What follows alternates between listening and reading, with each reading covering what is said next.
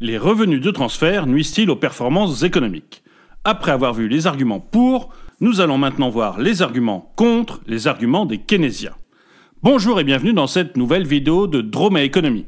Comme toujours, n'hésitez pas à mettre un pouce vers le haut et à partager cette vidéo, ça aide la chaîne à se faire connaître. La redistribution a des avantages économiques à court terme. Tout d'abord, la redistribution joue un rôle d'amortisseur ou contracyclique en période de crise. Elle assure le maintien de la consommation grâce à des revenus de transfert versés selon une logique assurantielle ou assistentielle. En 2014, les prestations sociales représentent 30% du PIB. La France fait partie des pays de l'OCDE où la part des dépenses sociales dans le PIB est la plus élevée. C'est également un des pays les moins impactés par la crise financière de 2009. En 2009, le PIB de la France a baissé de 2,7%, alors que dans l'UE, la baisse a été supérieure à 4%.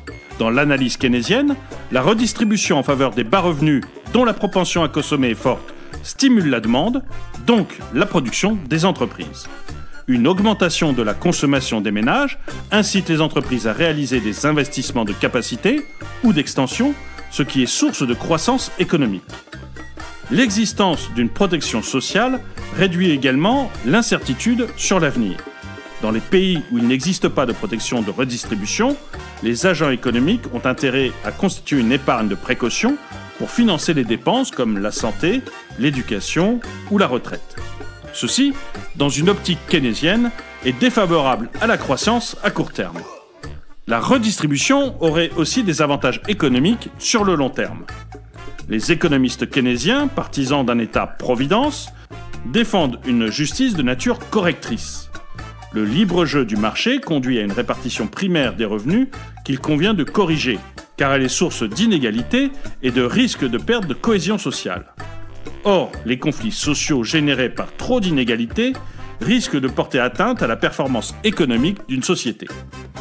Ainsi, dans nos sociétés européennes, l'État-providence s'est développé avec l'émergence de la question ouvrière.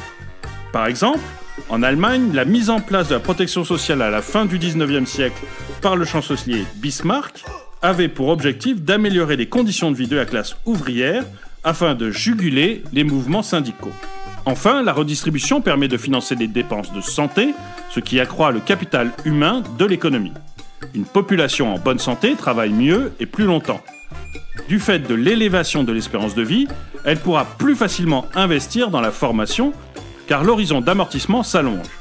Cette élévation du niveau de formation permettra à son tour de diffuser le progrès technique et d'innover. Merci d'avoir regardé cette vidéo, n'oubliez pas de lui mettre un pouce vers le haut, de la partager et d'aller voir mon Tipeee.